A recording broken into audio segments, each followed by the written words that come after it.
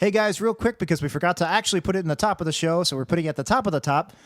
We have a new newsletter to talk about. Yeah, we're just launching an email newsletter, so go to weepodcast.com, weepodcast.com. You can sign up there, and it's going to be fun. We're going to have a lot of behind-the-scenes stuff, and just, you and I are each going to write little pieces in it. It should be good. Yeah, just here's stuff we have to say about stuff. Because you haven't heard enough from us. We want to get in your email as well.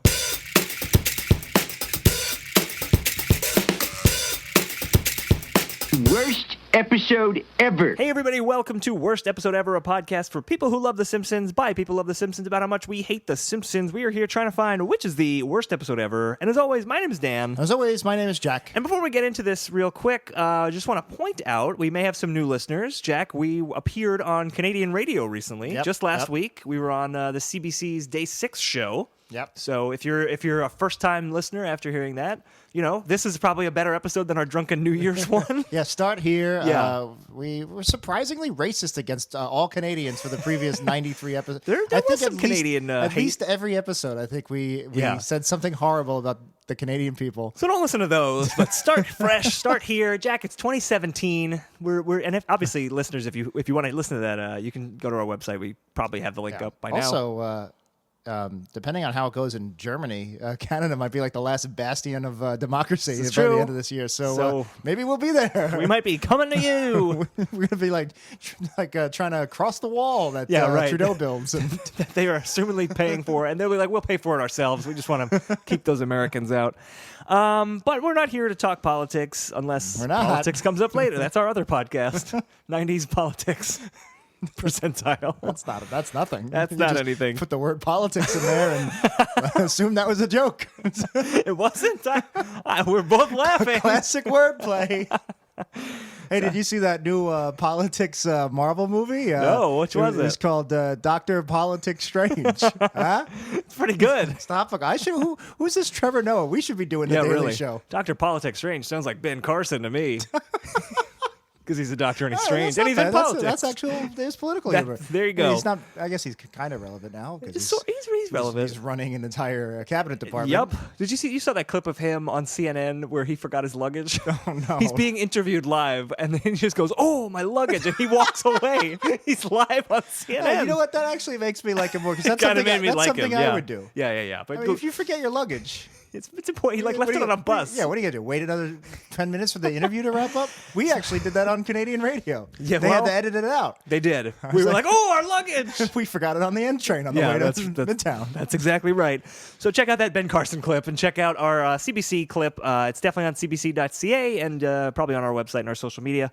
But that's not why we're here today. Today, we're going to be watching an episode called The Italian Bob from Season 17, originally aired December 11th, 2005. Jack, have you seen this one? Yes, I have. I have not. Yeah. It's a Sideshow Bob episode. I'm assuming they go to Italy in it. So those are two things I like. I know. I remember a lot of it. I guess I'll just let you. You haven't watched it yet, so I won't spoil it for you. There's an American Dad joke I remember liking, and that's about the only joke I remember. I basically remember the expansion of this is a big expansion of the Sideshow Bob mythology episode. Ooh. Yeah. Digging deep into the Bob mythology. I love it. It's short for Robert. don't Sideshow Robert. Spoil it, Jack. We have to watch it. Sorry. But really quickly, this episode was suggested by a few people. At Tamara Jared subjected this one, so thank you. TJ. Pascal from Switzerland. I love when they tell us where they're from. Yeah, P from so much S, easier. thank you. P from S. At Archaeology Boy. Thank you. Thanks. And at The Grim Recapper.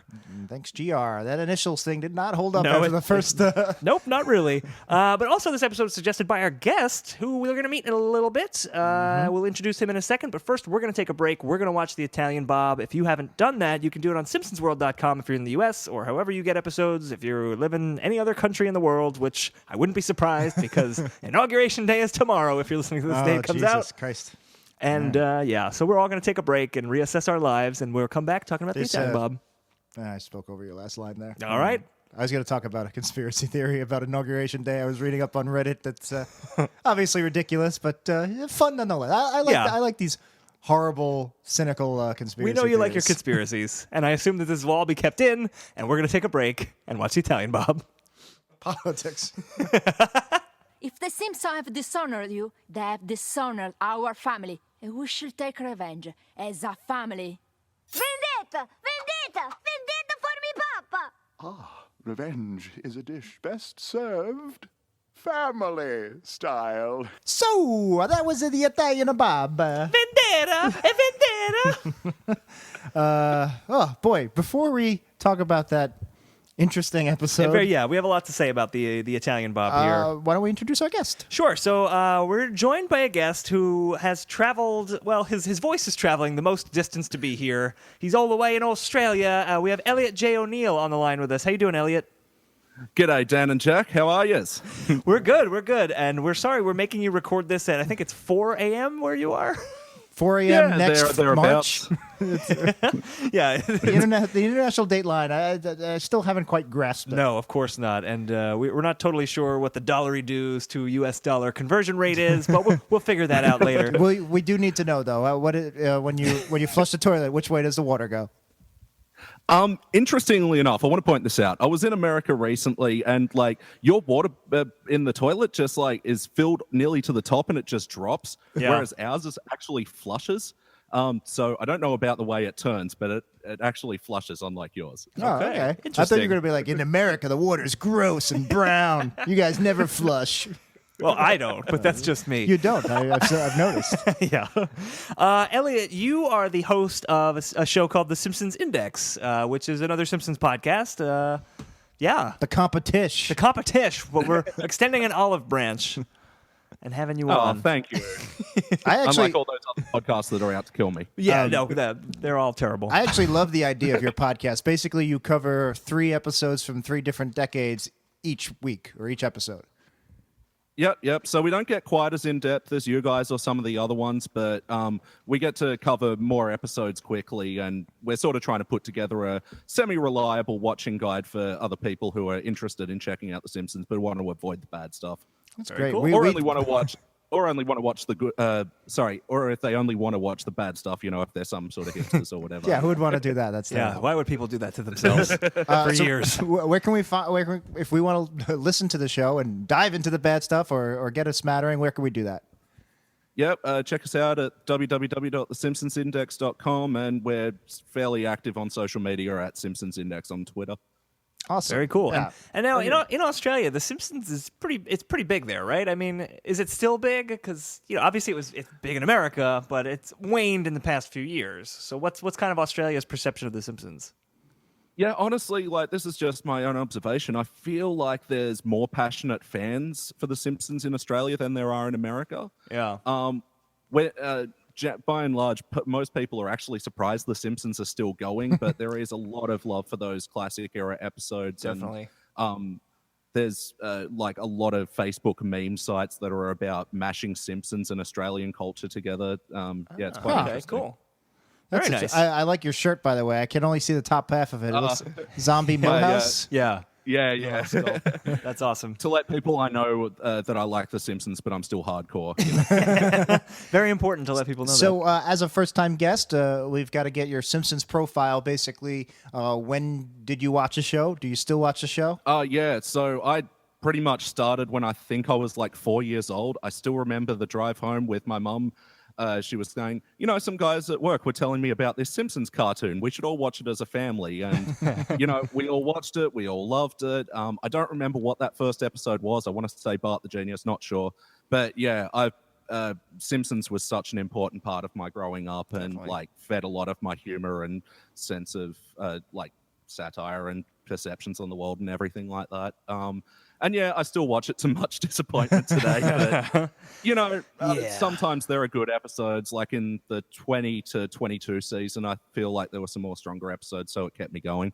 There you go. What is your favorite season? What's your favorite episode? Of all time? No, of season 21. Yes, of all time. From 20 plus, 500 Key stands up there. Do you guys know that one at all? I know it's been suggested, that one. Which one? 500 Keys, it's called. It's a later one, that. but we haven't watched it yet. I'm sure we'll get to it at some point on the show. What about the classic era? In the classic era, man, there are just too many to name. And you can see on the Simpsons Index, all those early years, we've ranked our highest ranking of cubic zirconia, so many. Nice. Grandpa versus Sexual Inadequacy now is sort of sticking out as a favorite. That is a very good always episode. Bart versus Australia. That one sticks out. So Bart vs. Australia, is that an episode that's well liked in Australia? Are people like that's a popular one? Yeah. Yeah. Nice. The only people who took offense to it was sort of like your right-wing shock jock, radio personalities, like Sure. kind of like our Rush Limbaughs. Well, like, this is a disgrace. How dare they insinuate our prime minister sits in a pond in a field, Right. Wait, Right. he doesn't? No, it's an indoor pond. Yeah, amazing. That's my racist joke for the Yeah, for well, the we'll see what else comes up. nationalist, racist, whichever. Great. So it's great to have you on the show, Elliot. And I love that we have an Australian on to talk about this Italian episode With Canada references. with Canada references and a President Trump moment that we'll talk about it when we get Oh, to yeah, it. sure. But first, a quick recap. Yeah, let's do it. So this episode starts with Mr. Burns' old car breaking down in front of Springfield Elementary, and the students make fun of him. So he decides to buy a new Lamborghini, and he asks Homer, for whatever reason, to go pick it up from the factory in Italy, and it becomes a Simpsons Goes to Italy episode. And it's all of Italy, not just from one particular city. They get around very easily. They cram in everything they can. Pretty much every Italian stereotype possible into this first act. Eventually, they get stranded in Tuscany, where they meet the mayor. It's Sideshow Bob. So this is not just a Simpsons go to episode. It's a Sideshow Bob episode. Yep. And they meet Sideshow Bob, who is reformed. He's the mayor. He's trying to put his life of attempted murder behind. He actually has a wife and a young boy. Who we will talk about at great length of course. later. And he's really happy, and he's just afraid that the Simpsons are going to bring up his past and kind of ruin what he set up for himself. It's the plot of many a cable drama, I think, now. Of Sure, this, yeah. anti-hero redemption thing, history of violence and whatnot. But of course, Lisa gets drunk and does spoil the secret. So Sideshow Bob's reputation is ruined with the town. So he goes to kill them. He chases them to Rome, and he goes to kill them in the Colosseum, where Krusty is doing the Il Pagliacci. Pagliacci. All right, so the opera, and he sneaks onto the stage where he's going to kill the Simpsons, who are hiding on stage as extras. But then in the nick of time, Krusty shows up and says, "I'll get you out of here," and the episode ends. And then there's a quick gondola scene at during the credits. Yep. But the episode ends fairly suddenly, which I'm sure we'll without get into. resolving anything. I just want to make sure people realize I'm not fucking up the recap. Right, yes, I no. didn't stop midway and go pee-pee or something. There There is no coherent ending to this episode. I love in the recap. I'm sorry, I gotta go pee. Oh, okay, that makes sense. I love in the recap you just said, and of course Lisa gets drunk, as if that's something that happens all the time. Which actually it did happen in the episode we watched a couple of weeks ago. The Christmas the future flash Christmas forward. one. Yeah, I we don't said, remember what it is. I believe we were like, we can't think of many times Lisa actually gets Yeah, drunk. and then look at us now. Here it was. Why didn't you tell us, Elliot? Why didn't you warn us? Why didn't you warn us about this episode? Oh man, it's a dumpster fire, isn't it? Yeah. It's hideous. I'm curious why you chose it. I chose it because I wanted to pick something that we've already done on the Simpsons Index, so I could sort of plug it. Episode 19, cover this episode, and something that our panel sort of regarded this as like one of the worst ever. Like, if we could have a lower ranking than failure, we would just for this episode. Is this your worst episode ever? Right now? It wasn't until we watched What to Expect When Bart's Expecting. Oh, Us. yeah, that's Wow. a bad one. I was a little nervous about this conversation, to be honest, because about 7-8 minutes into the episode, I was thinking, and I'm going to have to argue with you guys, because I was really, really liking this episode. I thought it had a very strong opening, and then no, I'm on the side of this was just a fucking garbage fire. Yeah, there was a lot of funny bits in the beginning. The couch gag was short and sweet. The couch gag was fine. It was a fun thing where there's just an unseen hand dealing out playing cards, and all of the Simpsons are the different suits of cards. Maggie was the Joker at the end. I said out loud and wrote in my notes, sure. Yeah, it's never been done. I could see it. That's a thing. Sure. Playing cards exist. Why not make it a couch gag? Yeah, cute little animation. Doesn't go for 2 minutes like some of the newer ones. Yeah, for Fine. sure. Yeah, Yeah. short, sweet, to the point. I like it. Sure. Then we start off. We start at Springfield Elementary, which makes sense for a Sideshow Bob episode that goes to Italy, where Miss Krabappel is just showing them a PBS show called Diversity Tales, Yeah. as opposed to teaching. This is a great gag. It's kind of like an update on the Frogurt the Frogert's also cursed gag, where basically she goes, "All right, kids, today we got a distraction," and Willie wheels out the old TV and VCR on the TV card, and the students go, "Yay!" And then it says from PBS. I go, "Oh," and then it goes in association with, and then they had like a maybe. And then it goes, the National Film Board of Canada. Yeah. And they go, oh. So I really like that gag. Also, Canada sucks, as we say once an episode. Well, Canada might suck, but the CBC is great. Check out our appearance. And any of their listeners who have joined us. Honestly, if you're an elementary school, the National Film Board of any country would probably be really Probably. boring. You want to watch like Hook or Home Alone or something. The National Film Board of Dan's childhood. I don't even like Hook, but that's besides the point. Hook's a great movie. That's a different podcast. It's not, but we'll talk about that. We're going to a little off air. We're going to have ourselves a... So. I don't mind this opening. We've talked about the weird non sequitur openings. Yeah. I think this does have a thread to the rest of the plot in that it's not completely random, but basically the students are so bored, they say, oh, God, this is terrible. And Miss Krabappel goes, well, you don't have to watch it. Just look out the window. And they all look out the window, and that's where Burns is broken down. Yeah. And that's really the key incident, is Burns breaking down. Anything before that could have happened. Yeah, But at least I like that there's that link. Yeah, that's the start of the actual plot when they see Mr. Burns' car. But, this was 45 seconds to a minute tops. It was just kind of, it didn't do anything for me. So it was like, why not cut that? The fact that it was so funny, I really like the Frogert type gag. Yeah, no, I did like that. But anyway, the kids look out the window and they see Mr. Burns has his very, very old car. Yeah, the first automobile to outrace a man. Outrace a man, yeah. Yeah, which it's funny, classic like old man Burns type of humor. Mobile. Yeah. Yeah. I just like when all the kids are kind of making their jokes and they're like, Nelson yells out, like, you must be a caveman. I made that joke because I spent last night in a cave. That was funny. I kind of like that. It's such a random follow-up. It was great. But this whole scene I like too. Yeah, I also like when Martin just yells out, his car must be an Oldsmobile, and no one laughs. Nobody laughs, and then Nelson just goes, Mr. Burns sucks, and everybody laughs at that. That's classic, like, Martin trying to be cool and funny and just, like... Yeah, and it's a great pun. It's a great pun. I like that's a good pun. Oldsmobile puns never fail. They never die. What'd you think of this scene, Elliot? Would you have anything here? Well...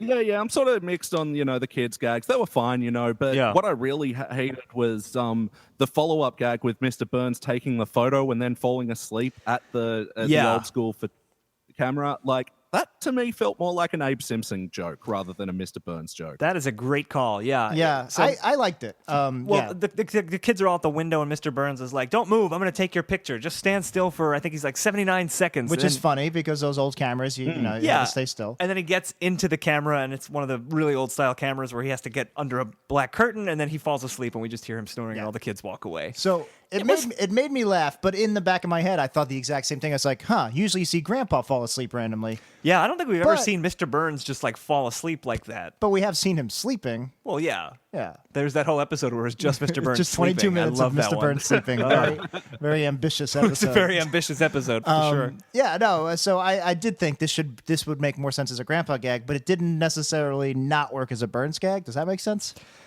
Yeah, he's old. Old people like to sleep. Right. And young people and 32-year-olds doing 2 podcasts. Yeah, we're going to sleep right after this is over, even though it's the middle of the day here.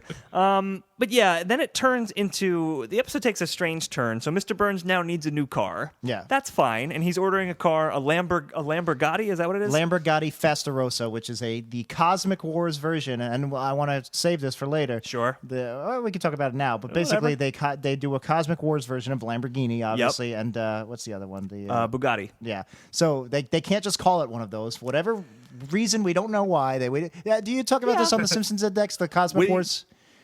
We actually came up with a name for this. When you sort of go into like cheap stores, like $2 shops, we call them here. Yeah. And you sort of see like off-brand things. You got trying to think of a brand that is in America, like I don't know, Coca-Cola, and it's called Coca-Cola or something. Yeah, right. Like it's just a few letters removed, but yeah, in the retail industry, they call that a parallel import. So anytime that comes up, we call it a parallel import gag. We might steal that from you. Line. We might just take that and you can have shoehorned in. We'll do a trade. I'll take it. Okay.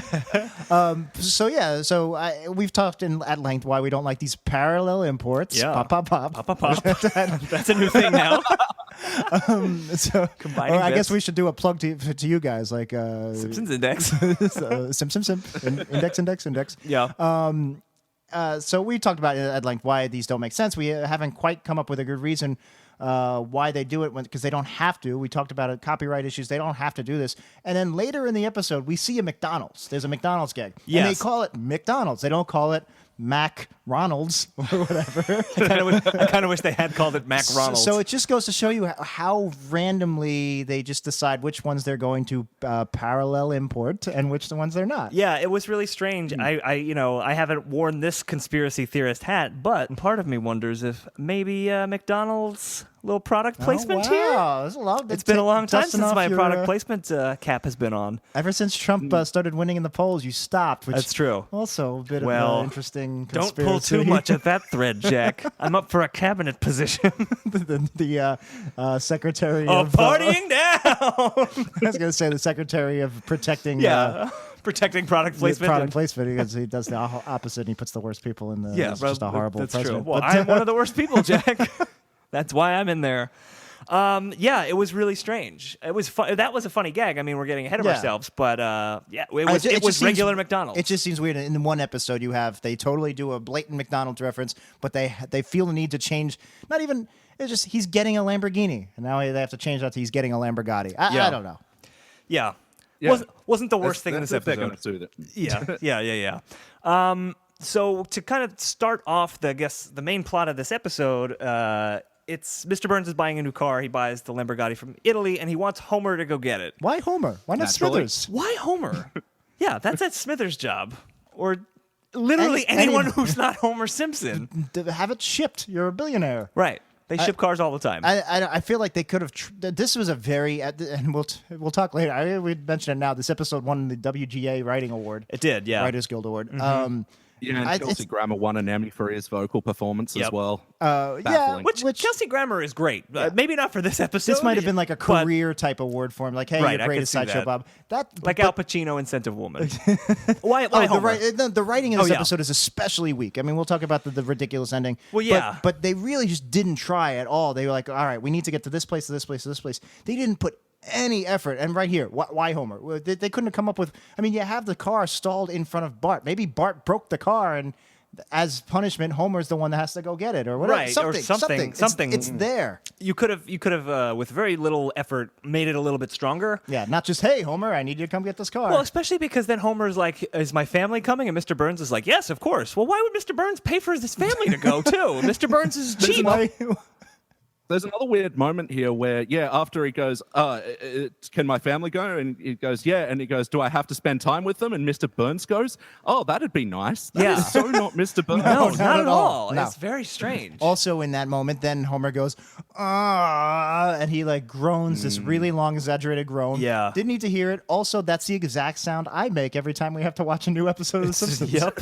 You make it during the entire 22-minute duration of every episode. And I do. It's hard for you to hear. It's tough. I have noise-canceling headphones. You have groan-canceling headphones. Yeah. Possible episode title. Also, the scene opens with Homer singing at the I was just gonna bring console. That up. Ellie, what did you think of this? You can explain the scene if you want. Where he sings the Charge song? Yes. Yeah, he's like hitting his keyboard. And it's like flashing Meltdown in the background. It's a fine enough visual gag. It doesn't draw too much attention to itself, at least. But yeah, it's all followed up by the stupid Burns material that's just plot exposition-y, and there's no fun jokes coming out of that banter between the men either. No, there's nothing there. It's just, I the visual gag I didn't mind. It was more just that I just hate that grating Homer singing sound. It just goes on and on. Like, why? What is he doing? I don't know. I mean, then I shouldn't be asking why, because there's other great moments where you could ask why. Like, why is he singing the Flintstones theme as he's going home? Something like that. True. But I don't know. But let's talk about something. Presumably, I know Jack and I liked it. Elliot, we'll find out what you liked. Naked ladies. When there's naked women on the screen. We love it. No, it's when... Do you have naked ladies in Australia, Elliot? Yeah, being a coastal continent, man, you live on the coast, you see them all the time. Nice. All right, we're going to Australia. We're going to get some... We're going to do an 80s ski movie. Yeah, we're in the Outback. Save the rec center. and win naked ladies. No, it's the scene where where they're on the flight to Italy, and Homer sees someone in first class pull a screen out of their armrest, and Homer's like, well, what's in my armrest? And he pulls open the armrest, which isn't supposed to open. He just rips it open. He literally rips the armrest off. Yeah. And there's just a bunch of wires there, and he just starts pulling them out, and one of the engines falls off of the plane, and I thought that was extremely funny. That was really, really good, and well done. The animation was all great. Elliot, what did you think of that? It looked beautiful. That was such a funny bit. And just him ripping up and doubling down on his stupidity. And like you said, going for the wires again. Yeah. And then the engine drops into Cletus's backyard. And this is where I stopped liking the joke. Yeah. Agreed. What did he say? The kids start playing on it, and then Brandine comes over, and he's like, oh, what a great father. You're the best son/husband I've ever had, which... Yeah. Disturbing, first of all.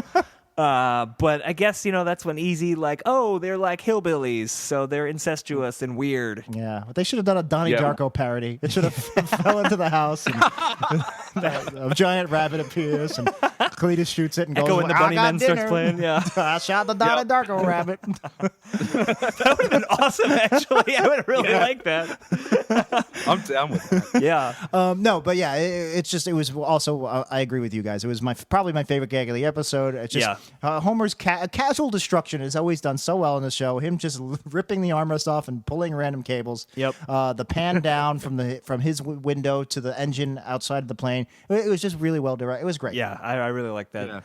And then they land in Italy. Things get worse from there. One more reference to Canada for our new Canadian listeners. Yeah. Lisa has a maple leaf backpack, and she goes, I'm going to pretend I'm Canadian because everybody outside of America, especially in Europe, hate Americans. Right. Which I'm sure it's still true now, especially with Trump. Well, but that was, I remember we were around college. We were in college when this episode aired. Yeah, this was during the Bush administration. Yeah, and it was during the Bush administration. And this was like a kind of like a trope, like where American tourists would, if people said, where are you from, they would say Canada just so people would be nicer to them. Yeah. People need to be nicer to Americans. People do need to be nicer. I actually visited Italy around 2003, and it was really funny because, like you said, this is all amongst Bush administration, and Italians didn't quite get our accents, and especially cab drivers would sort of be a bit standoffish and, oh, where are you from? And we go, Australia, and they go, oh my God, I thought you were like American or English or something. You're great. You have that classic Kentucky accent. Yeah, right. That is true, though. Back now. I guess that makes sense. If you don't speak English, how do you tell one accent from another? If I was talking to somebody from China, I wouldn't know whether right, if they're from. Well, that doesn't make sense because it would be different countries. So yeah, if you're, I can't tell a Colombian accent from a Venezuelan accent. You racist! Sorry. How dare you? They're all the same. Oh my God! Get out of here! And by insinuation, less than me. That's how it works. All right, I guess it is. Yeah. So this is for our new Canadian listeners, of course, by the way, who didn't hear me talk about Hitler on this CBC show. So. Yeah. Well, maybe the third time we'll bring up Hitler again. Every odd numbered time we're on Canadian radio. Just bring up Trump now. Just it's as good as that's Hitler. Our generation's Hitler. Yep. But yeah, the bit with the Canadian thing. Lisa says she's going to say she's Canadian, and then Bart is like, I think Dad might blow your cover, and then Homer pulls out an American flag from the baggage claim and just waves it around while he's stomping on bags. And was he singing God Bless America? I don't even remember. It was like a Peter Berg movie starring Mark Wahlberg. It was like Patriots Day. Or any of the others. Or any other one. And he was screaming like, don't mess with Texas and something. Really weird. It was just like... It was pretty hackneyed, really. It was just like, he's really loud American guy. Here he is. It's funny that the joke is supposed to be, look how obnoxious Homer is, but that very sense of what Homer is doing is that same sense that's behind so many of their joke telling in the post-classic episode. It's like, don't you see what you're doing? You're being over the top and obnoxious. It did not work. Then they go to the actual Lamborghini factory. I don't have much to say about that. There's kind of a bit where Homer's choking Bart, and then Bart makes the machines like it's got those pummel Homer with like metal. They have robot claws. Yeah. They start strangling Homer, and Ellie, anything from the factory that tickled your fancy, or the opposite of that? There's one really horrible bit with Marge, and your podcast has pointed out to me, like Marge really deserves a lot more respect. She doesn't get any respect. And that this is one of them Playboy article was very respectful of her, Elliot. Please. Yeah, those animated nipples. Have you brought up the Playboy article on your podcast? Briefly, yeah. I mentioned how my brother bought it for me for Christmas, and it was just awkward. It was the best opening Christmas it up ever. in front of family, and my little baby cousins are there. And, oh, God. And they're like, "Oh, we love The Simpsons. We want to look." And you're like, "No." I love Marge. She's my favorite character. Oh, man. That's amazing.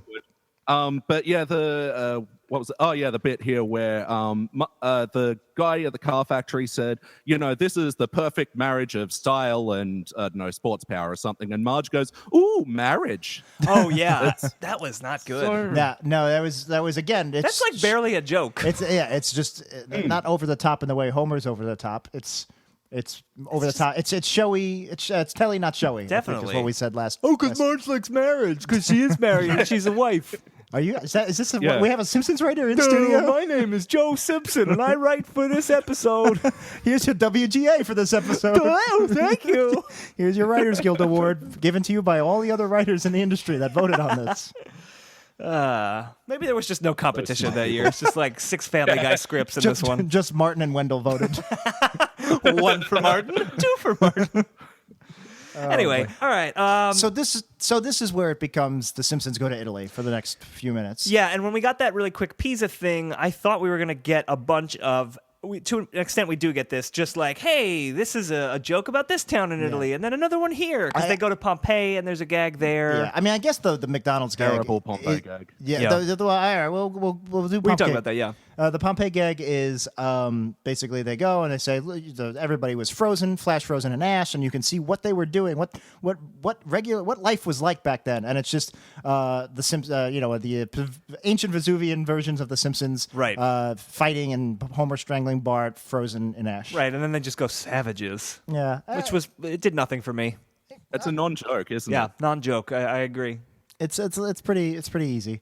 But the McDonald's gag was, hey, we have wine everywhere. It's Italy, which they repeat ad hominem. There's ad a lot nauseum. Which ad is it? Ad nauseum. Yeah. What's ad hominem? Ad hominem is when you attack someone.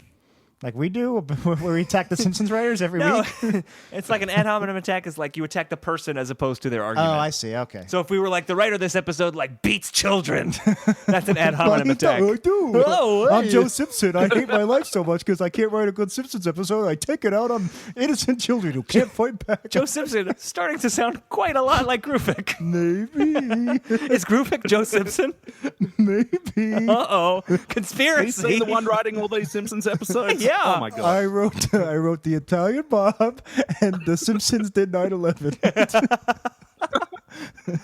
They haven't aired that episode yet. I think that one got cut. I was nominated for a secret Writers Guild Award. Oh, God. The Shadow WGA gave me that one. From the dark web? We used all Crisis voice actors. Oh, God. All right. Then we get a bit where they're driving Mr. Burns' car. They're supposed to drive it to Rome, and they're driving it behind a cheese truck that kind of jackknifes in the middle of the road. And the gag is a bunch of different Italian cheeses start hitting the car, and Lisa is just naming them as they hit, and she's like, look, mozzarella, pecorino. Yeah, Elliot, as Italian Americans, we have to explain this joke for you. Italians like cheese. Italians like cheese, and they have a lot of different types of cheese. They have a lot of cheese in Italy. And they have a mortadella. Wow, Australians do too. I don't remember a cheese trucks gag in Bart versus Australia. Or was there? No, I don't think there was. Mortadella.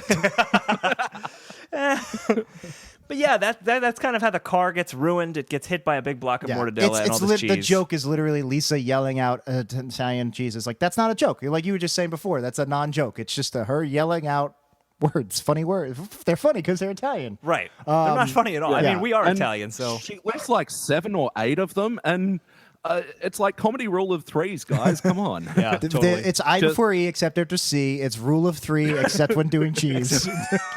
Because the thing with this joke is, the bit that I liked was when she goes, bocconcini, and the bocconcini is like raining down like rain and sticking to the glass, the windshield. That's a fine gag, but then it's undercut by the previous 10 seconds of her listing cheeses. Yeah, Totally. And I don't think the end justifies the means here, but I actually did like the end of the gag where the car is completely totaled by the mortadella, and Homer goes, "Don't worry, we've got cheese insurance." Yeah. Which to me is a funny Italy gag. It's like, of course they'd have cheese insurance. They have Right, a they're lot of Italy. cheese, and that's a funny way of saying a stupid thing. Italy has a lot of cheese, as opposed to just yelling out names of cheeses for 8 minutes. Yeah. And then there's a line where they go, "It doesn't cover mortadella," and that to me is it's a subversive, for lack of a better word, line about insurance. They always fuck you like Right, that. they always screw you on the one thing. Exactly. So, I actually really like the line, "Don't worry, I have cheese insurance. It doesn't cover mortadella." I didn't it's not appreciate bad. then there's another button on that where Homer goes, "No, you don't need that." You But never you never need Homer going no. You never Yeah. need anybody going no. So it comes into Act 2 with Homer pushing the car? Or... yeah, this is where they arrive in Toscana. Yeah, so that's right. They come into the Italian town of, what was it? Salsica, which is That's right, sausage in Italian. So Sideshow Bob is the mayor of sausage. That's right. I was saying Tuscany before. Tuscany's a little later. Well, yeah. Well, Tuscany is the region. Is the in Italy. region, right? Yeah, It's not an actual city. Yeah, there's this weird bit where Homer arrives in the town and he doesn't speak any Italian, and there's this old, like, stereotypical Italian woman who's on the street. She looking like an old Italian woman. And there's a whole like weird thing where she says Americano, and Homer's like, "What could that possibly mean? I don't speak Italian," 'Cause which he's is just dumb. terrible. Another, like, where they overvalue Dan Castellaneta's performance, Yeah. and he just does it in such, even a hacky way of, what the hell does that mean? You're right. Overvaluing Dan Castellaneta's performance is actually a great way to put that. To put a lot of the problems with a lot of Homer jokes. But Dan Castellaneta's great. He like is great. I love him. He's so good, and it's you need restraint. yeah. You need restraint. You I- need yeah. you need a producer to say, "Hey, Mr. Kubrick, 70 takes is enough. We don't need 71." Scatman Brothers. Little is late to running tell out him of now. breath. Let's dig him up and tell him. Come on, we're going to the grave. I mean, that's what a good director does, especially a good voice director in a booth. You got to rein in your talent. Right, and you that's know that's why, a little off topic. That's why I'm not crazy about Judd Apatow movies. Sure. That's probably more editing than anything. Well, yeah. But he doesn't rein in. Right, it's all improv, and they just let it go. But anyway, we're not here talking about the 40-year-old virgin. We're not. We're talking about the Italian Bob, and I just want to point out what a good writer would do is make this scene make sense, which they do not do, because the whole thing is she doesn't speak English, Homer doesn't speak Italian. Then suddenly Lisa can translate Italian, meaning she understands the woman. Yeah, go for it, Elliot. Yeah. I actually noticed when I was putting on the DVD that the previous episode is Last of the Red Hat Mamas, and the B plot for that episode is Milhouse teaching Lisa Italian. Wow. And by the end, she speaks fluent Italian. So there's an actual Interesting. sense of continuity there. What doesn't make sense is the inner logic of the scene, because basically the thing is they can't talk to this woman because she only speaks Italian. And then Lisa translates one sentence because they're trying to get her help. Now, if Lisa speaks Italian, because Milhouse taught her, you don't need the old lady. Lisa Right. can be their translator. And then the old lady says something to them Yeah, in she English. speaks English. So she speaks In English. English, No, yeah. that doesn't make sense. It doesn't make any sense at all. It doesn't. And then, And I yep, no, and I looked it up as well because Homer passes her a mug that says Kentucky on it, and she says, Kentucky means a whore. which And- it does not. Which is does literally not. her the act of translating Italian to English. Yeah, it's so weird. It's so weird. It's a commentary on how the relationship between America and Israel doesn't make sense. Damn it, Joe Grufik Simpson. That's why I put it in there. Give that man a WGA award. And then I'd like to thank God. And that's it. he's a very religious man. And then the kicker to the scene and kind of the act break is that Sideshow Bob is the mayor of this town. Now, I don't have a problem with Sideshow Bob being in Italy, but it is very convenient that they, through no agency of any of the characters, just happen to arrive in the city that Sideshow Bob is the mayor of. Oh, that's fine. Whatever. I don't know about that. Like, it would have been maybe like Bob knew they were in Italy and like tried to. He staged the cheese truck. I don't know. Maybe it's fate. Do you not like Battlestar Galactica, Dan? No, I don't. Do you not like I mean, Lost? I do. I love Lost and Battlestar, but I don't care for the fate elements. It's fate. It was love. Love was the answer. Damn it, you're right.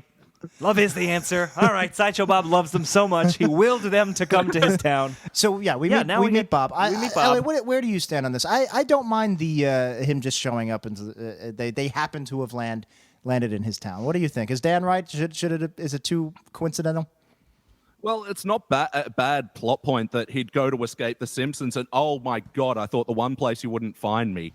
Yeah, exactly. Here it is. That's not destiny. a bad setting for the whole Bob story to come out, but everything else around it was just shit. Yeah, but there's all right. Well, I was just gonna say, I feel like even that beat, they don't hit it too much. I guess a little bit. The fact that like, how did you find me? I was trying to escape, and like he's trying to live in secret. I guess it's there. It's his destiny. Yeah, I guess. Vendetta. I don't know. That means, right? No vendetta. No vendetta. There's we'll get there. So I like this. I actually really like. My favorite part of this episode, besides a couple of the gags, is Sideshow Bob's personal storyline. I love the fact that he left the country. He's like, you know what? The Simpsons have made me a worse human being. I'm just gonna move to another continent and just start over. And he would be a mayor. He's a smart guy, and he's very fine. Yaley. Yeah, and he's very cultured, and Italy is a great spot for him. And there's stuff we'll get into about why he's actually very good at making wine. Yes, and all of this makes sense. He starts a family. He moves on. And I really like this, and him being a mayor of some town in Tuscany makes sense to me. You know what else I really liked and was very, very fitting for Sideshow Bob as a joke? There's a scene when he's talking about how he first arrived in Italy where he's correcting an Italian who's speaking Italian, and he's like, it's buongiorno, you're getting lazy on the second syllable. Yes. I actually really liked that. I thought that was clever. Sideshow Bob correcting an Italian on Italian pronunciation is great character. That's perfect. That's who he is. He's that kind of highbrow guy. See, that's funny, but then he do the bit where he moves her mouth for her and then she spits on him. Yeah. I didn't need that. It's another one where it was a fine joke where it just tailed off into bullshit. What's Italian for extra beat? Extra beat. Plus subito. Only Elliot really appreciates it because it doesn't really work without the hand motions. We're doing the hand motions, yeah.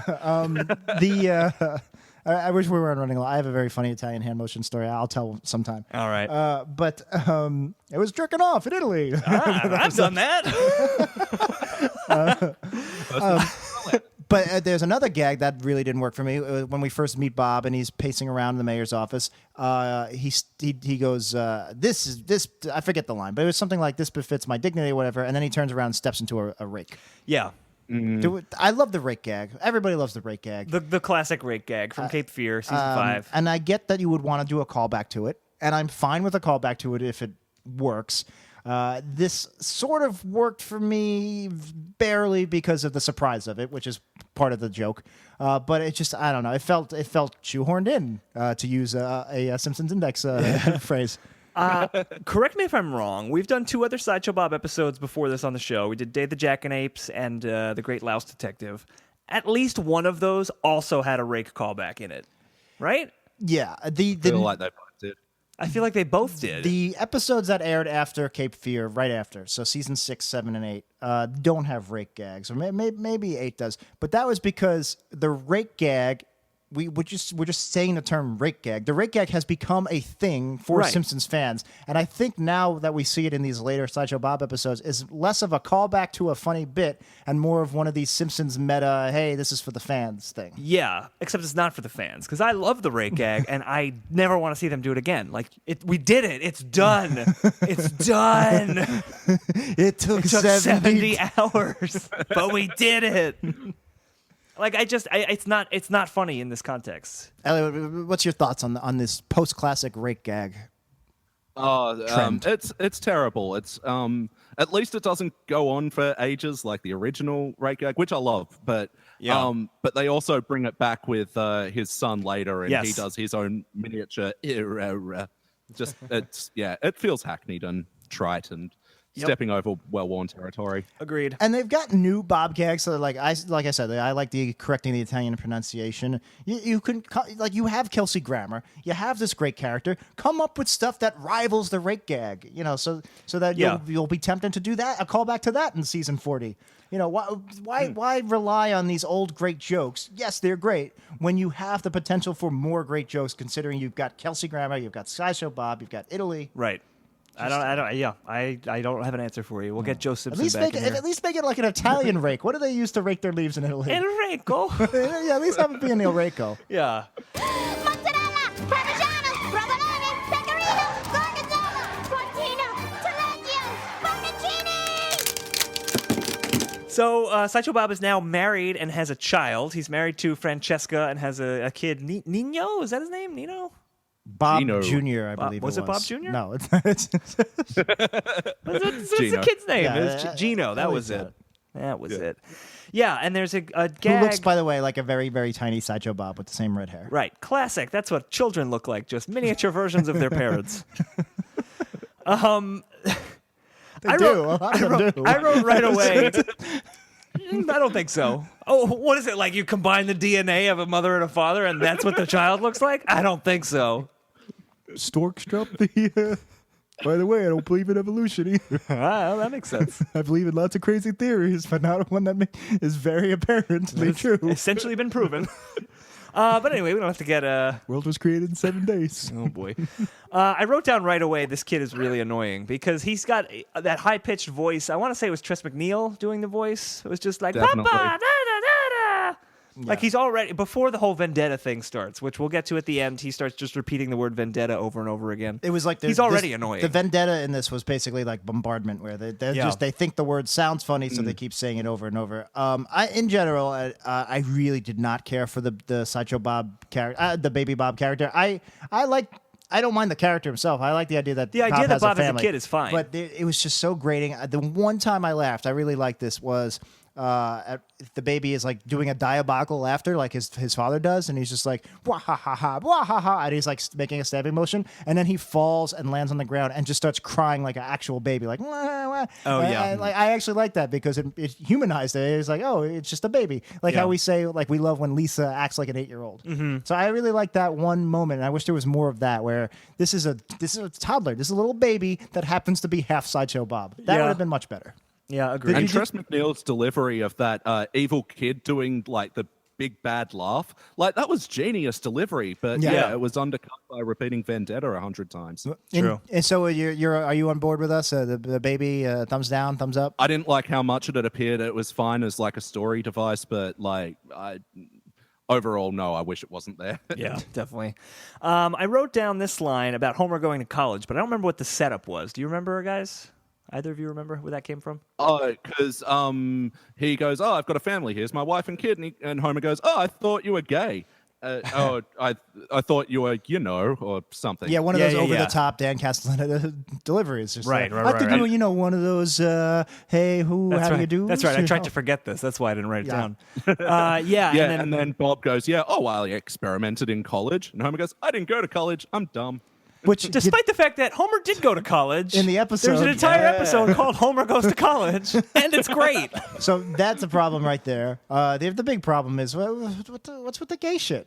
I don't know. Yeah, I have no idea. Like, why you have... 2005. I always thought you were like, Yeah. It's just whatever. Hey, he likes the opera. Must be a gay. Well, it's just annoying. Maybe. Well. And they do that again when they're at the opera, and Homer goes, "Oh, can I be the Phantom of the Opera? Oh, I'm the gayest superhero ever!" Like, that was even worse. Yeah, that was even worse because it didn't even make any sense. Even it wasn't funny. Why do you need that? Yeah, well, whatever. Sorry, jumping ahead. Yeah, no, that's fine. You know what? We've talked about what we think the series finale might be, whether it could be a Christmas episode, whatever. Homer's blah, blah, blah. gay. That's the end. I think that should be it. Finale? I think all the Homer's homophobia is actually he's just repressed gay, and he comes out as gay, and that way it's a happy ending because Homer will find peace in butt sex, and Marge finally and possible episode title: Peace and butt sex. Imagine if that was the plot point of the episode where Homer gets the crayon removed from his brain. Yeah. Oh my god! Except they're putting it back in through the other way. Oh boy! Oh boy! But and also it's a happy ending for Marge because obviously the marriage is completely unfair and is to her, and she deserves really better. doesn't work. And now she can break up with Homer, but it's not like, oh no, they don't. They're breaking up. They're breaking up because she's not the right sex. Yeah. And then she can go marry Jacques, the $6 million man, or whatever. I think that should be the series finale. Homer comes out as gay, and he apologizes. He goes, "I'm sorry for all the really tasteless gay jokes I've made over the last 30 years. It was because I was ashamed of myself, and now I realize I shouldn't be." That would be a very interesting finale. Get John Waters back. I don't think they're going to do that. No, definitely not. They might win a WGA. Yeah, well, I'll the bar it is low. I'll just put in the word vendetta a lot. And Yeah, then everyone will awards, love it. please. Yeah, so that's kind of the setup now is Bob is going to fix the car for them, but they have to keep a secret. They're basically blackmailing Sideshow Bob, which is whatever. That's fine. But then this is where they introduce the family, and he goes. They introduce Bart, and the mother, Francesca, goes, "Oh, that's the name Gino screams in his sleep." And then, while still awake, Gino starts screaming, "Bart, kill, kill, kill." Yeah. Again, extra beat. Oh, just the line. Oh, that's the name, and he screams in his. That right there. That's all you need. Yeah, that's the joke. They've done it a million times in the classic area. You're Bart. Bart's real. Stuff like that. Right. Yeah. There really is a Bart. Yeah. So there was a line that I actually really liked, where Marge didn't want Lisa to drink wine. And Sideshow Bob says, "Oh, you're in Italy now. Don't be so Olive Garden," which I thought was very funny because Olive Garden is like trash Italian food. Excuse me. Yeah. We went to one on my recent US vacation. Nice. No, it wasn't. I like that you came all the way to America from Australia to taste the finest Italian cuisine at Olive Garden. I know, right? Oh yeah, unlimited soup and breadsticks. That's all you need. And we were told to try Famous Ray's original pizza, but fucking we get to New York and there's every variation on that name. We didn't know which one we were going to. Yeah. There's quite a few Rays in New York, pizza wise. Jack, what did you think of that line that when Sideshow Bob says, "Don't be so Olive Garden"? It was fine. Yeah, I liked it. I thought it was cute. It fits Sideshow Bob's character. Of course, he would look down on Olive Garden. Yeah, but Marge does give Lisa the wine, and Lisa gets drunk, and she blabs that Sideshow Bob is an inmate, an ex-con, I guess. Yeah, this is one of the two big grievances I have with this episode winning a WGA award. It's basically like a Deus Ex here, where they just like, all right, here's the next thing that happens. And the whole Sideshow Bob's whole motivation is he doesn't want everybody finding out about his past. Yep. And Lisa basically just gets drunk and blabs it, which, you know what, it's not that big of a grievance because he did have a bad effect on The Simpsons, and it is something that could have accidentally come out. Yeah, and she's 8 and she's been drinking, so she's not used to it. So I would prefer something that ties in a little bit stronger. Maybe I have a couple of theories, but just some kind of way where it was like your problem with the coincidence of them even finding Bob. Yeah, I think is a much stronger. I could have used something here for that. But if it really was her just getting drunk and letting it, slip of the tongues happen all the time in storytelling as a writer's as tool. a device, yeah. As a device, yeah. But what I really hated was, basically she says, you used to be a killer, which you pointed out. She says he's a murderer, which he is not. He framed someone for armed robbery and attempted to kill Bart and failed. Your esoteric law hey man. Speak, your law speak. I'm just saying if Sideshow Bob wanted to sue Lisa for slander, he could. So even if she says that and the crowd kind of like murmurs, but just pass it on as the ravings of a drunk little girl. Yeah. That's fine, but then she accidentally leans on him and rips off his outfit. Yeah. And tears his clothes off, and underneath all of the clothes he's been wearing, his Italian mayoral clothes, is his orange Springfield Penitentiary jumpsuit. Yeah. This is my big problem. That doesn't make any sense makes at all. No sense, and it is the laziest possible way you could reveal his past. He's trying to hide his past from his townspeople, and this is how you reveal it. He happens to keep wearing his orange jumpsuit under his clothes and all. What is he, Batman? Spider-Man? Yeah, and Prison man. Prison man. There you go. He wasn't even in jail. That will be a Marvel, like once they run out of. When Robert they can't afford Robert Downey anymore. Yeah, they'll just do prison man. He's in prison. He wears a jumpsuit. You don't want to know how he gets the bag. Oh my god. But no, Bob wasn't even in prison at the end of the last episode that he was in. He ran away. It was the Great Louse Detective, right? Because he was working with the police and then he just fled. I don't remember. He doesn't get arrested? I don't think so. I don't know. I could be wrong. I hate that Whatever episode. happens in this episode, they definitely say, whether it was a new adventure or whether it was directly following Great Louse Detective, they say the last time he had a foiled attempted murder on Bart, he went back home to his apartment. So yeah, he wasn't in jail. Yeah, so it just doesn't make sense at all. And then who cares whether he escaped from jail or not? Why is he wearing his prison overalls years later? Yeah. I have no idea. Because then the cops see, he's got the police uniform on, and they flip through that book. Yes. Let's talk about the book. About this yes, sure. Please set it up for us, because. So the old granny comes back and she alerts the police. Oh, he's this prisoner. And the police pull out the picture book of American criminals. Yeah. And Which we all have. like, yeah. And it's like Snake, and it says Casa di Invazione, and then Quimby, and it has Drinko Driver. Yep. Again, terrible. Yeah. Flips to a picture of Peter Griffin and says plagiarismo. And then flicks to a picture of Stan Smith from American Dad and says plagiarismo de plagiarismo. I like that joke. Which, I actually do like. as a joke, I like, but Yeah. we said it on our podcast. It feels like them punching down. Yeah, it is Oh, punching absolutely. down. It is 100% Yeah, punching down. you're totally right. And actually, I think since then, American Dad has gotten a much more favorable reputation. American Dad is actually a pretty good show. I've not seen too much of it. I saw a few of the like season 3 and season 4, and it's not at all like Family Guy anymore. Yeah, it's I think the general pop culture literati sense is that it is a superior show to Family Guy. Yeah, well, like the first season of American Dad was it was just political Family Guy. It's plagiarismo de plagiarismo. Absolutely, With them saying that the was word accurate. They say the word political in the middle of a joke. That's right. Well, that makes it a joke, Jack. But yeah, you're 100% right, Elliot. The joke itself, I actually do laugh at, but you're right. It doesn't fit. Punching down is the perfect way of describing it. Yeah, that's totally accurate. Yeah. Honestly, between that and the orange jumpsuit, one of the laziest pieces of writing I think I've ever come across in the 94 episodes we've covered for the show, or 92, I guess, not counting our April Fool's Not counting episodes. some special. Yeah, no, one of my least favorite moments in the entire run of episodes we've covered by far. Maybe rivaled by the end of this episode, which we'll get to.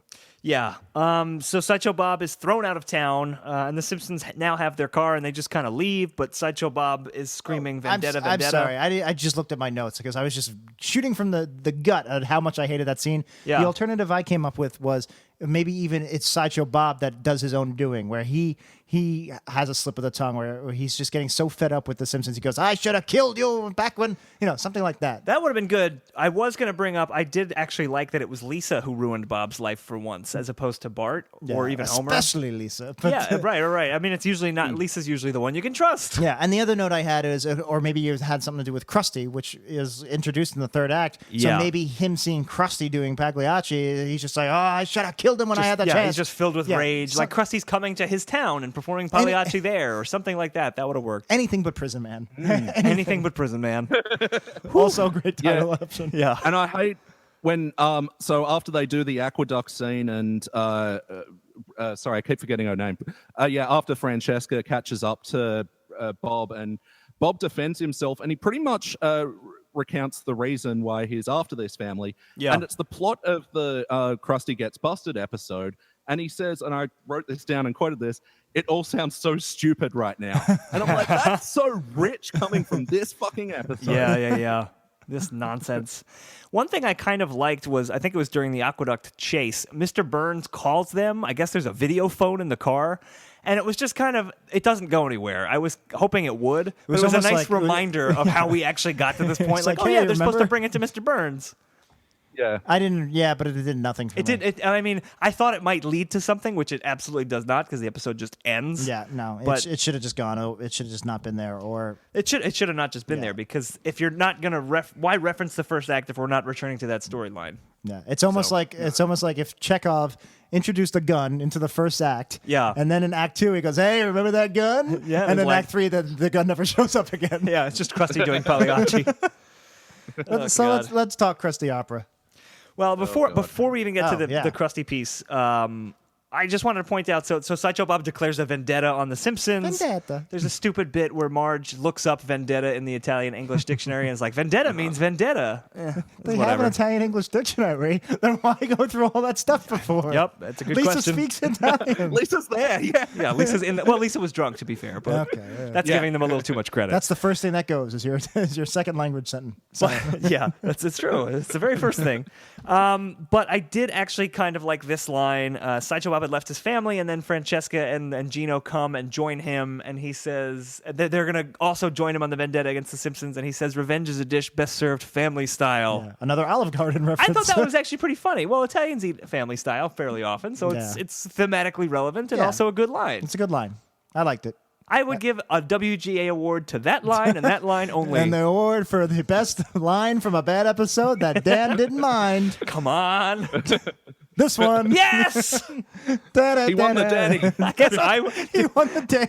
am I winning the award too? You win the award. Oh man, I have so it's many a people strange. to thank. It's like they have strange rules. The Martian's up for best comedy. I don't know what's going on. That's amazing. But yeah, now let's talk about Krusty. Krusty just shows up. He's playing Pagliacci, the sad clown in the famous Italian. Is it an opera? I guess it's an opera. Yeah, and it's the correct pronunciation is Pagliacci. Pagliacci. Like I've been saying. So Krusty's playing Pagliacci. It's Mario and Pagliacci. Yeah. So Krusty's playing Pagliacci. He's in Italy. I wrote Krusty's here to conveniently save the day. Yeah, again, like Elliot's saying, is none of this belongs, but a lot of the Krusty lines we're about to encounter were more of my favorite jokes of the episode. So here's a joke I liked. Really? Here's a joke I liked that went on and made me not like it, where the Simpsons find Krusty. They're in his dressing room, and they're saying, Sideshow Bob's trying to kill us. He has a vendetta. And Krusty says, vendetta? What is that, an Italian vending machine? And none of them laugh. And he's like, God. I didn't like that joke. I didn't like it either, but you're not supposed to because the real joke is he goes, oh, that's my opener, which was funny. That's I laughed really at funny, that. yeah. But then he goes, and my closer, and like every other joke in the show. Yeah. Crickets. Yeah, Just no, garbage. If you were, they were nice. Wow, that was impressive. Listeners, Elliot did that with his mouth. Watch out, Yahoo Serious. We've got a new Australian entertainer on the They call horizon. him the Australian Michael Winslow. Oh yeah, very nice, very That's nice. what we need. That is what the world needs An now. Australian Michael Winslow. No, I also really like the idea that Krusty would be doing Pagliacci because obviously he's a clown. Yeah. And it's just, but what I loved, what's very in character for me is he's not treating it as, oh, I'm doing this new thing, expanding my talents and being in an opera. He's trying to turn it into a Krusty bit. Right. So he's literally flipping through the script, making notes. He's like, we got to punch this up, swap this line for this. Act 2. Yeah, I loved all, especially Yeah, the that was act. funny. Act 2. That to me was a very Krusty moment right there. Yeah, I like that. Whether like It's a Elliot's callback to when, like, he was doing Shakespeare that one time, and he goes, "How do you make a King Lear?" You know? Oh yeah, exactly. yeah, right. But yeah, and so they come in and they go, Krusty, you gotta do something. Sideshow Bob is here, and Krusty goes, I don't do gotta. That to me is also a great Krusty line. yeah, I like that too. I mean, it didn't do much for me, but it is a good Krusty line. Like I said, a lot of the Krusty stuff fits Krusty. It just what doesn't fit is why is he there? Why is any of this happening? What's going on? And then I guess Krusty puts the Simpsons in the show. Is that what happened? He, is that how he hides them as extras because Right. his reasoning is Sideshow Bob won't kill them in front of everybody, even though just two Sideshow Bob episodes earlier, he tried to kill Krusty on national live television. You're right. Yeah. Good point. Yeah, and that's what led to that awful Homer Phantom of the Opera bit, which I don't even. We talked about it already. I don't want to bring it up again. It was trash. Homophobia. Yeah, so Krusty starts singing Pagliacci, and he's just going, "No more Rice Krispies." I didn't hate this. I don't even understand what that is, though. Here's why I didn't hate it. Why? Why is he singing that? It's part of the opera, I guess. But he rewrote it. But why is it Rice Krispies? I don't know. I don't know why it's Rice Krispies. All right. So here's why I didn't hate it. The lyrics terrible. I agree. Yeah. But I think there's just something about it. Any dramatic, such a dramatic melody and a dramatic song and a dramatic context. Yeah. I don't know. Just hearing Krusty sing that with silly lyrics made me tickle my fancy. I guess maybe the lyrics just should have been better. That I agree with. Yeah. Yeah. Just But give me something. I didn't hate it. Yeah. We get a line here. I just lost a lot of points with Elliot, by the way. I think you did. Elliot looks very ashamed of you. Yeah. We have the whole Sideshow Bob family now, like stalking the Simpsons in the Coliseum, and this is when the kids start saying vendetta, vendetta, vendetta. Also, this is where the Sideshow Bob theme comes into play. I guess now that he's become the evil killer Sideshow Bob again, or attempted murderer. Yeah. So we hear the dun dun dun dun, which is the Cape Fear soundtrack. Right. It's from the 1990 remake with Scorsese. Cape Yeah. Fear. That's the soundtrack that they used because they were doing a Cape Fear parody in the 4th or 5th Sideshow Bob episode. Yep, 4th one. And I love that now that's the Sideshow third Bob one. actual theme Yeah. is just this random movie from 1990. It makes Yeah. it's just so weird. Like it's if they- great. It's just it's what good if- music. Like if you had done if the third episode about a poo had been a spoof of Superman the movie, Sure. would then the Apu theme become da da da da da da da? It's just such a Makes weird. me think of Apu when you sing it. I don't know. It's just such a weird connection. I mean, I love it. It's such a great theme, and it just fits Sideshow Bob perfectly. Yep. That's why they use it, I'm sure. Yeah. It's just, I don't know. I always found that weird, that the Sideshow Bob theme is another theme from a different movie that has nothing to do with him. Yeah. And then they actually did a good thing with that music there, where they did actually mix it pretty fluidly with the music of the Pagliacci opera. Yeah. Like, it carried over some of the orchestration that's not traditionally there in that Cape Fear tune. Sure. I'm a musician, I noticed these. That's nice. Good call. Is it still Alf Clausen that does this? Is he still running strong? I think so, This is something Pretty we sure, almost yeah. never talk about because we're not musicians. The music is still one of the most consistently strong things on the show. That hasn't taken a total nosedive the way the writing and the voice acting has. Yeah, I mean, to an extent. All right. Well, I mean, there's a lot of like old like themes, like not just this, but like the. I guess We've talked about different motifs they've used in the soundtrack, like in earlier episodes that have kind of gone away. Yeah. The choices, don't really get maybe the used. choices themselves are not great, but the actual music is. I mean, the actual music's always good. We may not like when it turns into a musical number Right. and has Homer singing horribly, Right. but there the are- music itself is good. There yeah. are. I do often find touches like that, like you're saying, where the two themes kind of coalesce. I do find little moments like that, even in the worst episodes. Yeah. The line that I've been wanting to get to is just now Gino is saying Vendetta, Vendetta, and we hate it and it's terrible. But there's a line where Sideshow Bob says to Francesca, he's evil at an 8th grade level. What'd you guys think of that? It feels like a callback to they often say he's something at a something grade level in The Simpsons, so I thought that's they were just true. doing that. Yeah, They it's do that a it's lot an on The easy joke. Simpsons. I feel like you have to put it in there because this is. You don't have to. I know, but this is hey, a murderers as a family unit. What kind of gags come out of that? That's an Yeah. easy one. It's low hanging fruit. I guess. didn't laugh at it. I I didn't need it. it was totally whatever. I do wish there were more. What's it like if a family is I mean, I guess it's the Manson family, but like what is it like when there's a family unit of murderers? Like I feel like there's more humor to mine from that. Right. Yeah. I wish You're they right. would You're have right. Coming into that concept as well, where like there's still more meat on the bone, on the story bone that they can attack. Sure. But they Yeah. leave themselves no room to do that because they clog the episodes with these stupid non sequiturs and stuff. That's a problem they always do, Totally is right. where they have the room, they're just wasting it. Let's just hope, and I'm sure we're wrong, but let's just hope the next Sideshow Bob episode we cover with the return of Niles and Frasier's dad, maybe that'll actually have more family type jokes, but I doubt it. Yeah, I'm very interested to watch that one as a Frasier fan, so we'll get to that one eventually. But something. Spoiler alert, it's bad. Oh, great! All right. Well, there goes that. I was so surprised. I'm surprised. I thought it was going to be a real uptick from could've- season 20 or whatever it is. Ellie, you could have left him some hope. No, my hopes have been crushed over the years of doing Trump this is show. president, and the next Yeah. Sideshow Bob episode still sucks. boy. All hope is gone. All hope is dead. They do something I thought was actually kind of clever in this episode where Bob upstages Krusty and becomes Pagliacci himself, and he's actually really good, which makes sense because Sideshow Bob is Great way to much better than yeah, Krusty. Great way to integrate Sideshow Bob's love of the theater and Totally. singing, and Yeah, I wrote that was kind of smart because, Sideshow Bob is a cultured guy. Of course, he knows Pagliacci and thinks he could do a better job than Krusty. I like this a lot more than him singing. He was singing "These Boots Are Made for Walking" when he was pounding the grapes because he has large feet. Oh, yeah. It was these boots are made One for of these stomping. days, these boots are gonna make Chianti out of you. Now, Yeah. what did you guys think of that number? It's cute. It was Exactly. cute. It was cute. I actually, I didn't hate it. I actually liked it until I saw him singing in the opera. I was like, oh, this actually makes much more sense for the episode. But Yeah. so it made me like it a little less. But I actually did like that moment.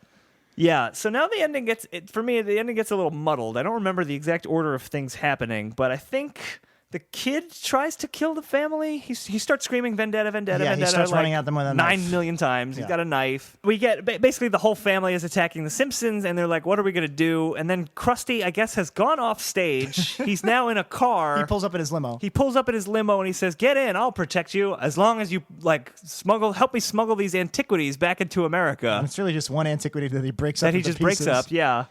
And then the episode ends. The baby chases after them. You're Screaming Vendetta, You're expecting Vendetta. it looks like it's going to cut to the next scene, and it cuts to the credits. I was Oh no! Then there's the butterfly, and Gino's like, yeah. Buffola, and then gets angry again, Buffola Vendetta, and Yeah, just yeah, drives yeah. that Vendetta. Yeah. drive that bit into He the gets ground. distracted by the butterfly, but he still wants to kill the butterfly. He's a killer. And then the episode ends. Not that I wanted this episode to continue, but I was so surprised that the episode ended just because nothing was resolved. We never got the Burns storyline, never resolved. The Sideshow Bob, like, what's the status of Sideshow Bob now? Does he still live in Italy? Does the wife and the kid, are they still around? I guess we'll find out in this next terrible episode we have to watch. We've had a handful of sudden endings on the show. We're like, wait, that's it? We've had plenty of those on the show. This, by far, was the most sudden and the most unsatisfying and the most laziest ending we have ever come. I don't know if this will be our worst episode ever. I don't think so. This is probably our worst ending Worst ending ever, for sure, I think. Well, Elliot, what do you think of the ending? Oh, it's terrible. It's quick, and I didn't even think of that. Yeah, as you said, it resolved none of the storyline threads. No, nothing. Left, and then they do the awesome post-credits bit. Yeah, well, we'll get to that. Oh, here's how I would have, if I was going to rewrite the episode, this is where you bring Burns back. And then you can also justify that little why quick didn't scene. Burns save them? He's like, where the hell is my car? Yeah, exactly. He drops in with a helicopter or something in the middle of the Coliseum. He stops Mr. Burns because of his car. Anything. Give me something. But it should have been something to do with Burns. It should have been something to do with the Lamborghini. That should have been the tie-in. Even if they're rescued away in Burns' helicopter, Burns' limo, and then Krusty has... Krusty's there too. He's like, "Oh, Krusty, you made it out too." He's like, "Yeah, I'm gonna need to hide this." Fine, whatever. Yeah, but that's fine. Even if Krusty disappeared the rest of the episode, that's fine because Krusty was just there. Yep. Burns was integral to the plot. At least he started to be. Yeah. No, there's a million different things we can come up with. I think that's the most obvious one. But it's literally a blank slate. There's no ending. We could come up with anything. And not only is there no ending, but I really think this episode puts Sideshow Bob in a worse position because now you've saddled him with this child who is essentially his Scrappy-Doo. He's James Remar and Dexter.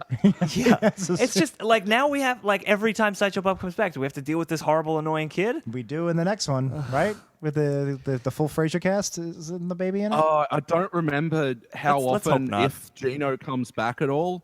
I really don't know how often they bring him back. I'm looking it up right now because I need to know. You called him a Scrappy-Doo. He's his Scrappy. He absolutely is. Yeah, no, you're right. I like the comparison of James Remar to Dexter. It's like the worst fucking season of that show. He is in Funeral for a Fiend, which I believe is the big Frasier-ish episode. So he comes back at least once, and I just feel like, why are we saddling Sideshow Bob with this horrible, horrible child? I'm going to just say right now, worst ending ever. And you would think that would be bad enough, but as Elliot was saying, it continues with the gondola scene. The classic post-credits, post-classic bit. Yeah, I hate how they do basically these things. It's bad. Yeah, they're in Venice. They're riding a gondola, and the guy is just singing a song like, what was it? That's Amore. Yeah, right. But he's That's singing. Immoral. Yeah, that's immoral, right? Because he's saying, when a beautiful woman is with a fat guy, that's immoral. Yeah. And then Homer's like, can you stop singing that? He just goes, no speak English or whatever. Yeah, he doesn't speak English, even though he can sing in English. Right. It's the same joke as the old woman. This was clearly something that was earlier in the episode and got cut. And they were why just would like, they be in Venice? Right, and they're just like, we got to use this because this is gold. We'll put it over the credits. I just can't stand anybody who just has stuff that wasn't good enough for the final cut. So they just release it as its own thing. It's terrible. I don't know who would do that. It's awful. It's shameful. Anyway, it's terrible. We theorize, we call this like them doing whiteboard writing, which is where like they write a subject at the top of the whiteboard, Italy, and they go through everything they know about Italy and just make sure they test it off and have a joke about each one of those things. We got to get everything in there. Everyone knows gondolas. We have to make sure we have a gondola scene. I like how at the top of the show you said your podcast doesn't go as in-depth as ours, when clearly yours is much more analytical and well thought out and not just two stupid guys doing stupid voices. 3 stupid guys if you count Freet. And 4 if you count the shadow government. We're a great group. What a crooky quartet we are. Groove for Freet and Freet for Groove. Oh, man. We just launched a bunch of flash fiction. Oh, God. These feet are made for stomping, and that's just what they'll do. One of these days, these feet will make Chianti out of you. All right, Elliot, do you have anything else you want to say about this episode? To quote my co-host BT, burn it all. That is a fair assessment. Jack, you have anything else you want to say? Nah, I think that Groofic Freet song is it's the best closer we're going to get. That's where I want to end on. All right, so I think it is time to rank this episode, and we're going to do that on our Hippo scale. And Jack, that means we're going to look at the humor, the integrity, the production values, and the originality on a 0 to 5 scale. So we're going to put 2 minutes on the clock. Beep boop boop beep boop. Nailed it. All right. Beep, beep. So we're gonna look at Elliot. I'm gonna. See the visuals. Jack is crying right now. Like Yes, the He punch is. is No, those are my gang tattoos. That means you killed a guy in the clink. I'm prison man. Excellent. All right, Elliot, I'm going to look to you first. The Italian Bob from season, whatever the fuck season this was, on a 0 to 5 scale, 17. The humor, what do you got? Okay, humor, I'd give it a 1.5. Actually, going over it this time with you guys, okay, some of the jokes are shining better now, but it feels like it's more out of context to the episode. So, 1.5. Okay, I think that's fair. Jack, what are you thinking? You really liked the beginning, which I liked it too. I liked the beginning. I liked the crusty stuff. There were some gags in the middle. I could almost go 2.5. I really didn't like this episode, but I think it's the other categories I had problems. You know what? 2.5. I think I that's, could go. I think feel that's like too high. Two might be. You always feel like it's 2 something, Dan. I do. I don't agree with your numbers, Jack. It might be 2. I don't know. 2 or 2.5. I haven't decided yet. I'm going to agree with Elliot, and I'm going to say a 1.5 because there were a couple of things I really liked, but that was it. There was just a couple of really big laughs, and then the rest is just kind of there. I actually wrote at one point, this episode is really boring. You liked all the school. You liked all the Nelson old I liked people the jokes. Nelson You thing. You I loved loved the Donnie Homer on the Darko plane. scene. Yeah. And Yeah, I guess liked that a was couple of it for crusty you. lines, and that was it. I guess I did like more stuff than you. Yeah. So 1.5 for me. The integrity on a 0 to 5 scale. Elliot, what do you got? I don't know if exactly Homer was off point, but he's just annoying. So, Definitely. he loses a couple of integrity points, and I don't know. They were all there and changing scenes for stupid reasons. I'm 1.5 again. Okay. Jack, what do you think? I think they did a great job with Sideshow Bob's integrity. Him being mayor fits, him trying to find redemption with the family. I don't know is this where I would take off points for the terrible baby character? The wife had zero personality. Also, we use this for our emotional stakes. We didn't even talk about the wife. That's how little a character she really just is. there. Yeah. And apparently it was a famous Italian actress as well. She was one of the Bond girls in Pierce Brosnan movies. She was one of the Bond girls. I looked it up. She played Cigar Girl in The World Is Not Enough. I don't know if happening to be an attractive woman in a James Bond movie necessarily makes you a Bond girl. But she is credited as a Bond girl. Which We is should really just funny. say her name is Maria Grazia Cucinara. There you go. So there she is. Perfecto. Yeah, Vendetta. Vendetta. So she's barely a character. Points off for that. Also, Totally. you would think there'd be more emotional weight to this. Again, this is like an anti-hero classic story. He wants to be redeemed. He wants to start over, and he can't escape. Once you think you're out, they pull you back in. It's just classic drama right there, and they botch it. I don't know. I'm torn between a 1.5 and a 2.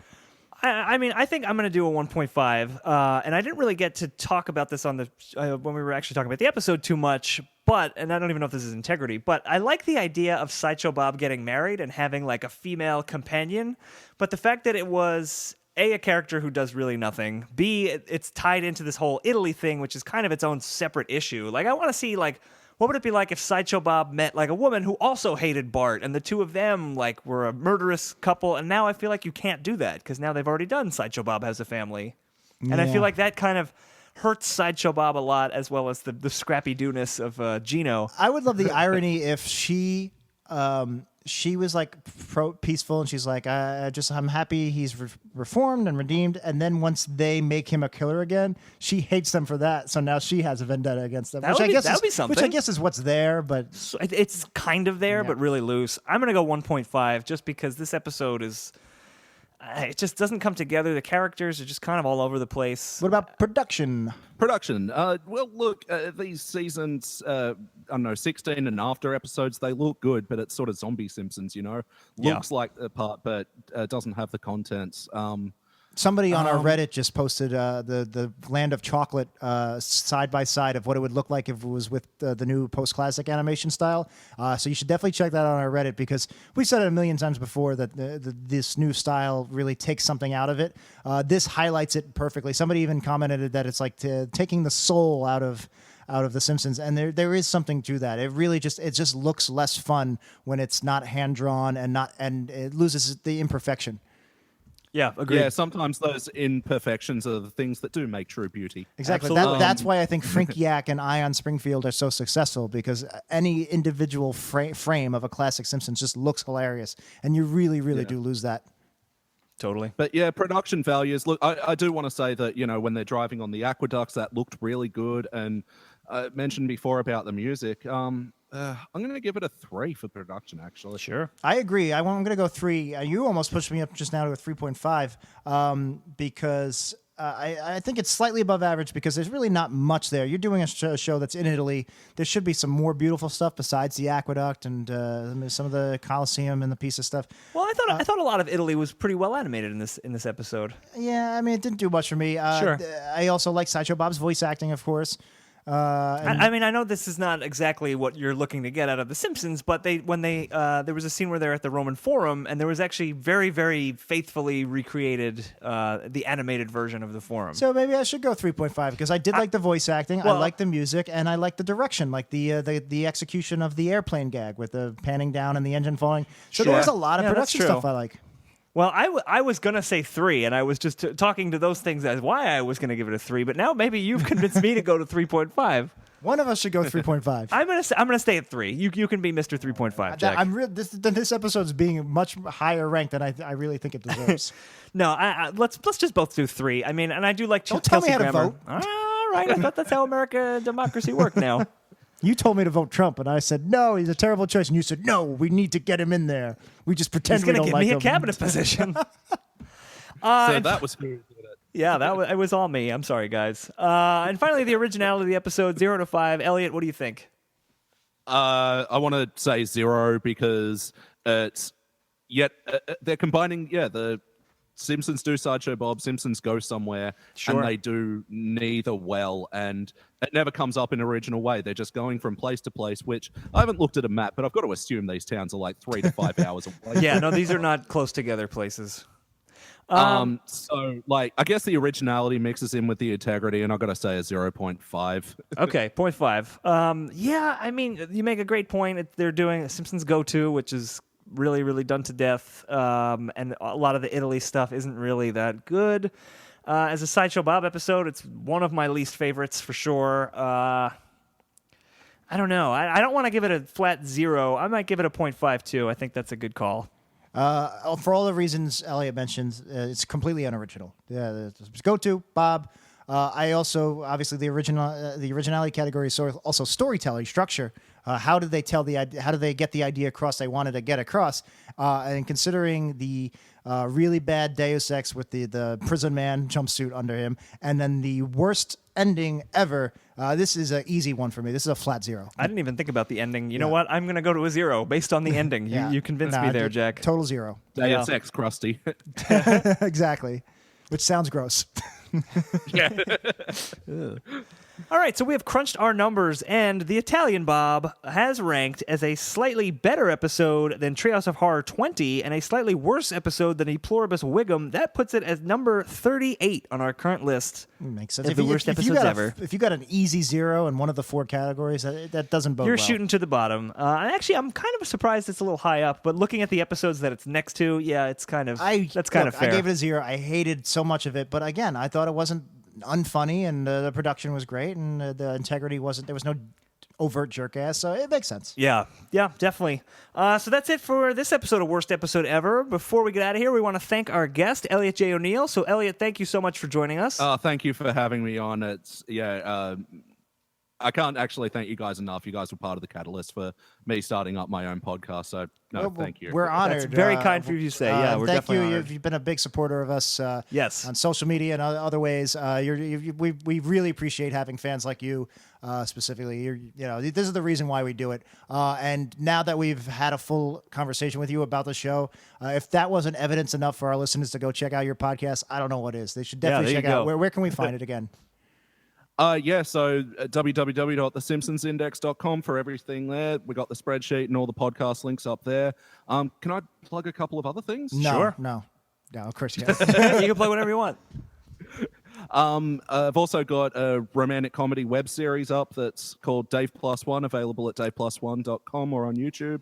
And I'm also in a death metal band called Terrorential. That's like torrential weather, but with terror. That is awesome. Because we're all death metal and brutal, and we're playing a gig at the Balfour this Saturday if you live in Sydney. All right. And if you don't, I'm sure it's easy to get there. Yeah, on short notice. Yeah, it's fine. Also, wait, I got a question though. How many Twitter handles you got? Twitter hand 2.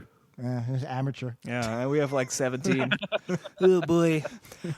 Speaking of Twitter, if you want to follow us on Twitter, I'm at ThenDanSays. I'm at Jackie No Breaks. And the podcast is at Worst Episode Pod, and we're also at We Studios Pod for our overall We Studios podcasting network empire. If you want to keep up with us, We Studios Pod is where you want to go. If you want to just see funny Frinky-ack frames having to do with whatever is trending that day, follow Worst Episode Pod.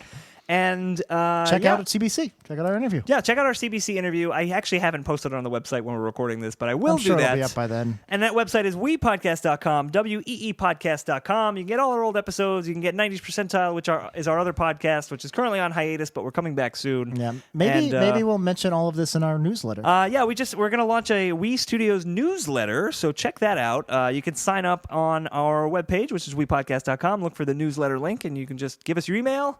And we're going to sell it off to marketers. No, we're not actually going to do that. Yeah, and if this sounds crazy to you, if you follow a lot of podcasts, this probably doesn't sound crazy. If you don't, this is like newsletters have come back. They've. I don't think newsletters ever went away. I got plenty of newsletters. No, I think there's been like a big resurgence of them because of companies like Monkey Chimp or whatever. MailCrimp? MailCrimp. I use MailChimp. Really? If we do, we're now using MailChimp. It's not a joke anymore. It's not a joke anymore. But check that out. It should be fun. It's just another way for you to get like just information straight from the Mulhall's mouth. Yeah, and we're going to put some exclusive stuff in there, so it should be cool. So sign up weepodcast.com for that. And if you're in the Brooklyn area, you can come to Woohoo Classic Simpsons Trivia. That is the first Thursday of every month at the King's Beer Hall in Brooklyn. I host that with friend of the show, Dan Ozzie, and it's a lot of fun. It's all Classic Simpsons Trivia, so check it out. We've had lots of podcast fans come check it out, and they've all enjoyed it. All right, guys, that's going to do it for this episode. Next week, or next time, we're going to come back, and we're going to be watching an episode from Season 12 called Trilogy of Error. Oh, famous one. See if that one Featuring is good. The Game Show Network favorite lingo. That's very true. So we'll be back for that. It's very true in that it's false. We'll be back for that one. Elliot, thank you so much for joining us today. My pleasure. You know how to end the show. Do it from tomorrow. And this is the first ever ending of the show from the next day. That's right. I am coming to you from the future land of Australia where everything is forward in time. And I am telling you that you need to cut all this. No more Rice Krispies. We are out of Rice Krispies. Hey, don't blame me. I didn't write this crap.